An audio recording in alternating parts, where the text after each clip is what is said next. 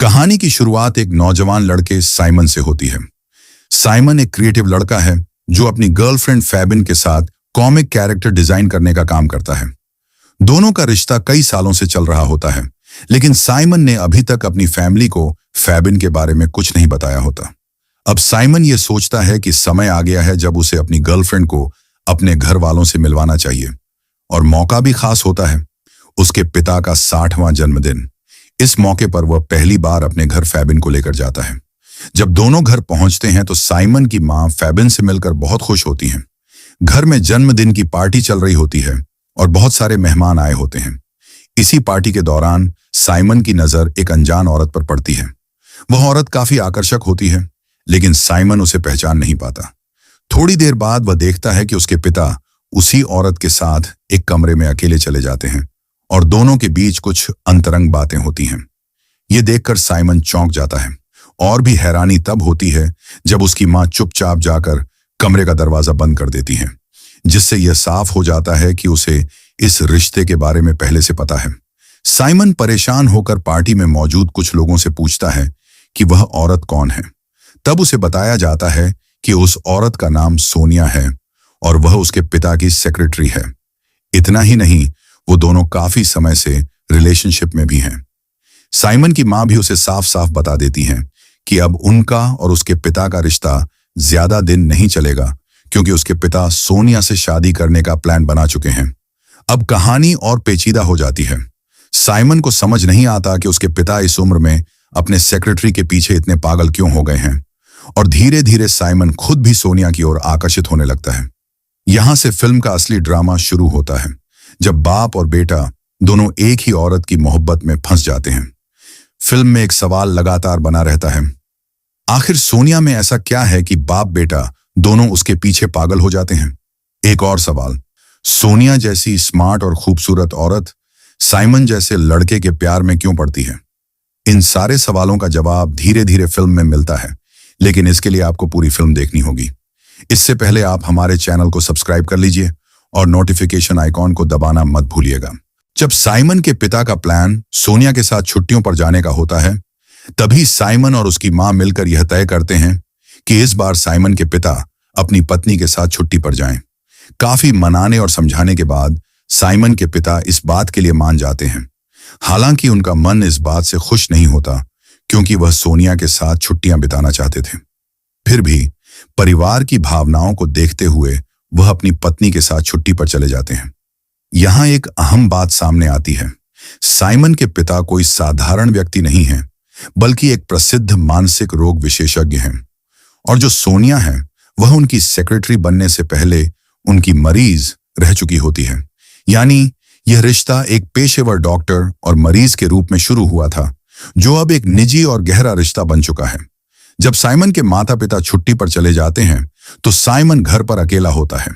वह अपने आप में थोड़ा रिलैक्स कर रहा होता है, तभी अचानक सोनिया वहां आ जाती है।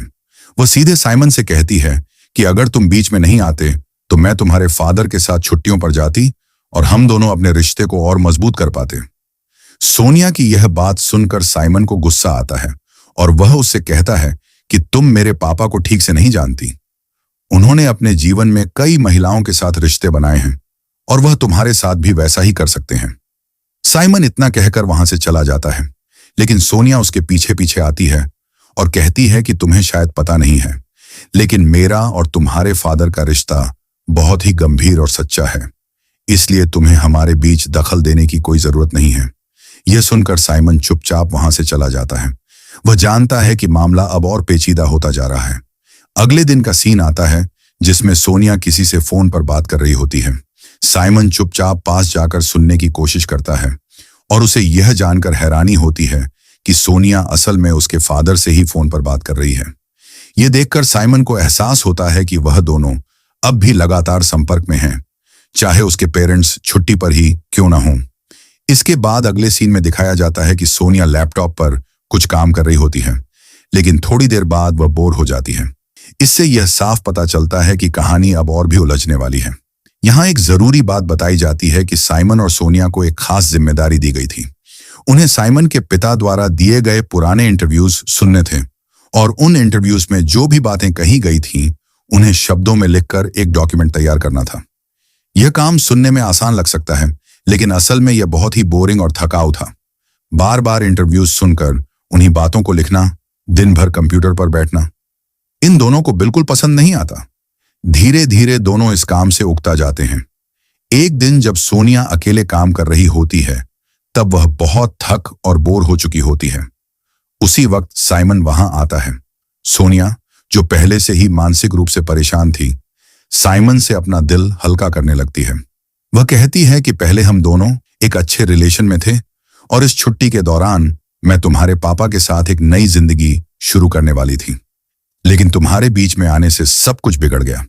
तुम्हारे पापा अब वहां छुट्टी में मस्ती कर रहे हैं और मैं यहां अकेले बैठकर बोर हो रही हूं। ये कहते कहते सोनिया बहुत भावुक हो जाती है और रोने लगती है। सोनिया को रोता देखकर साइमन को दुख होता है और वह उसे सांत्वना देने के लिए उसके पास आता है। वह उसे टिश्यू पेपर देता है ताकि वह अपने आंसू पोंछ सके। इसी दौरान सोनिया अचानक साइमन को गले लगा लेती है। वह बहुत इमोशनल हो चुकी होती है और उस गले लगाने के बाद वह साइमन को किस भी कर लेती है। इस पल के बाद दोनों को अचानक एहसास होता है कि यह सब गलत हो रहा है। यह वैसा नहीं है जैसा होना चाहिए। साइमन को झटका लगता है और वह तुरंत पीछे हट जाता है। फिर वह चुपचाप वहां से चला जाता है। यह पहली बार होता है जब साइमन और सोनिया एक दूसरे के इतना करीब आए होते हैं और यह रिश्ता अब पहले से कहीं ज्यादा उलझ चुका होता है। इसके बाद साइमन अकेले खड़ा होकर खुद से सवाल करता है। उसे महसूस होता है कि वह क्या कर रहा है। उसे याद आता है कि उसे उसके माता पिता ने यह काम इसलिए दिया था ताकि वह उनके रिश्ते को बेहतर बनाने में मदद कर सके। साइमन का मकसद था कि उसके माँ बाप एक साथ रहें और अलग ना हों, लेकिन वह खुद ही एक ऐसे रास्ते पर आ गया था जो सब कुछ खराब कर सकता था। अगले दिन की शुरुआत होती है और साइमन की गर्लफ्रेंड फैबिन उससे मिलने आती है। अब कहानी एक और मोड़ लेने वाली होती है। साइमन की गर्लफ्रेंड फैबिन उससे नाराज होकर पूछती है, तुम आजकल इतने बिजी क्यों रहते हो? हमारा कॉमिक फेस्टिवल कुछ ही हफ्तों में शुरू होने वाला है। अगर तुम मेरे साथ काम नहीं करोगे तो मैं ये प्रतियोगिता हार जाऊंगी। फैबिन की बात सुनकर साइमन को एक बड़ा झटका लगता है।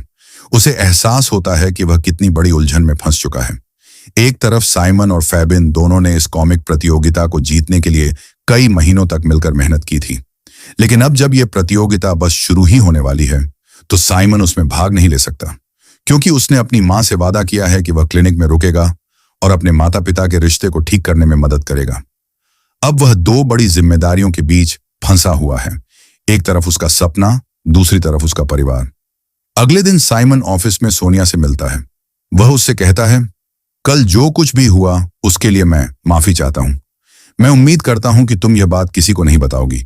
लेकिन सोनिया मुस्कुराते हुए जवाब देती है, मैंने पहले ही तुम्हारे पापा को बता दिया है। हाँ, ये नहीं बताया कि मैं किसके साथ रिलेशनशिप में हूं। मैंने सिर्फ इसलिए बताया ताकि उनकी छुट्टियां खराब हो जाएं। यह सुनकर साइमन और ज्यादा उलझन में पड़ जाता है। उसे लगने लगता है कि सोनिया का व्यवहार अजीब है और शायद इसमें कोई और बात छुपी हुई है। फिर उसे याद आता है कि उसके पिता पहले भी अपनी कुछ महिला मरीजों के साथ रिलेशनशिप में रह चुके हैं और सोनिया भी एक वक्त पर उनकी ही मरीज थी। अब साइमन को शक होता है कि कहीं सोनिया भी अपने पापा की एक और पुरानी मरीज तो नहीं। इस बात की पुष्टि करने के लिए वह फौरन सोनिया की फाइल ढूंढना शुरू कर देता है। थोड़ी देर बाद उसे वह फाइल मिल भी जाती है। फाइल पढ़कर उसे पता चलता है कि सोनिया वाकई उसके पिता की एक साइकेट्रिक पेशेंट रही है। अगले दिन जब सोनिया ऑफिस में आती है तो उसे फौरन समझ में आ जाता है कि साइमन ने उसकी फाइल देख ली है। वह बहुत भावुक हो जाती है और रोने लगती है। वह साइमन से फाइल वापस मांगती है। साइमन पहले मना करता है, लेकिन फिर वह फाइल सोनिया को दे देता है। इसी दौरान एक अजीब मोड़ आता है। साइमन जैसे ही फाइल वापस लेने की कोशिश करता है, सोनिया अचानक फिर से उसे किस कर लेती है। लेकिन इस बार साइमन भी पीछे नहीं हटता। वह भी सोनिया को किस करने के लिए आगे बढ़ता है, लेकिन तभी सोनिया उसे रोक देती है और कहती है, यहां कोई आ जाएगा, हम नीचे मिलते हैं। जब दोनों नीचे वाले रूम में जाते हैं तो साइमन सोनिया के इरादों को देखकर समझ जाता है कि अब मामला सिर्फ एक किस तक सीमित नहीं है, बल्कि इससे कहीं ज्यादा आगे बढ़ चुका है। सोनिया कमरे में जाती है और इशारे से साइमन को बुलाती है। जैसे ही साइमन कमरे में आता है, दोनों पहली बार शारीरिक रूप से इंटीमेट हो जाते हैं। ये उनके रिश्ते में एक बड़ा बदलाव लेकर आता है। इसके बाद सोनिया साइमन को घर छोड़ने की बात कहती है। वह साइमन को थोड़ी दूरी तक अपनी गाड़ी में छोड़ देती है और फिर साइमन वहां से अपनी साइकिल लेकर अपने घर की ओर बढ़ जाता है। लेकिन रास्ते में उसे एक और झटका लगता है। उसकी गर्लफ्रेंड फैबिन एक कैफे में किसी और लड़के के साथ बैठी होती है। साइमन उससे पूछता है, ये लड़का कौन है?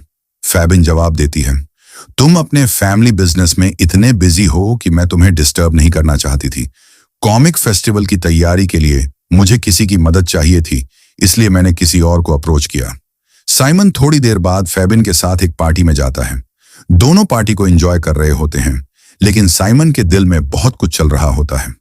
वह अब और नहीं छुपा पाता और फैबिन को साफ साफ बता देता है, मैं सोनिया के साथ इंटीमेट हो चुका हूं और अब हम दोनों रिलेशनशिप में हैं। यह सुनकर फैबिन को बहुत धक्का लगता है। वह कुछ कहे बिना ही चुपचाप पार्टी छोड़कर चली जाती है। थोड़ी देर बाद साइमन के पास सोनिया का कॉल आता है। सोनिया कहती है, आज शनिवार है, क्या तुम मेरे घर आ सकते हो?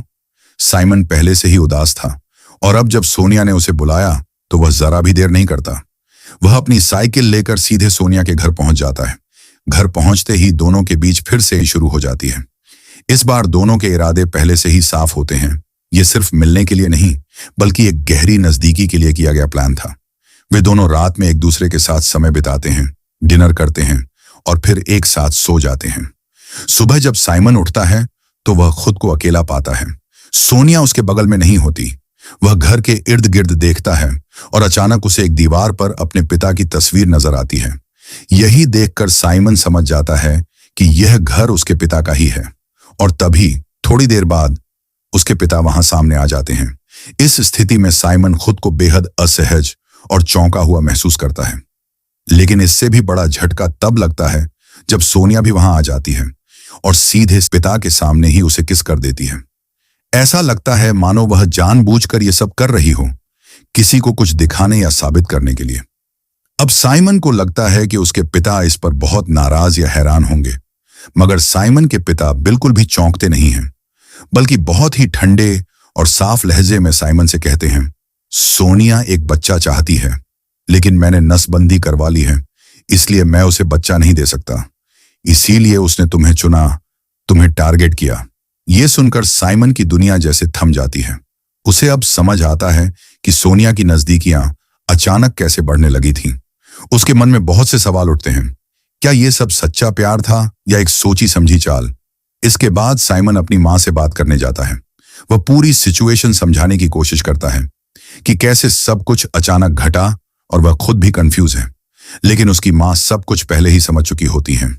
वो साफ समझ जाती हैं कि जिस औरत के प्यार में साइमन के पिता थे, अब उसी औरत के प्यार में उनका बेटा भी पड़ चुका है। ये बात मां के लिए बहुत दुखद और असहज होती है, लेकिन वह कुछ नहीं कहती। अब कहानी कुछ साल आगे बढ़ती है। हम देखते हैं कि साइमन अब एक पिता बन चुका है। सोनिया अब उसकी पत्नी बन चुकी है और दोनों एक साथ रहते हैं। उनकी एक सामान्य सी फैमिली लाइफ चल रही है। हैरानी की बात यह है कि परिवार के सभी लोग अब इस रिश्ते को स्वीकार कर चुके हैं। बाहर से सब कुछ ठीक लग रहा है, एक खुशहाल परिवार, बच्चे, पत्नी, लेकिन साइमन के अंदर गहराई में कुछ टूटा हुआ है। वह जानता है कि उसकी जिंदगी एक ऐसे मोड़ से गुजरी है जो कभी उसकी कल्पना में भी नहीं था, और यहीं पर यह कहानी खत्म हो जाती है। एक अजीब उलझे हुए रिश्तों की कहानी, जहां प्यार, धोखा और परिस्थिति एक दूसरे में ऐसे उलझ जाते हैं कि कोई रास्ता साफ नहीं दिखता। तो दोस्तों, ये वीडियो आपको कैसी लगी हमें नीचे कमेंट में जरूर बताइएगा। मिलते हैं एक नई वीडियो के साथ, ना ख्याल रखिएगा।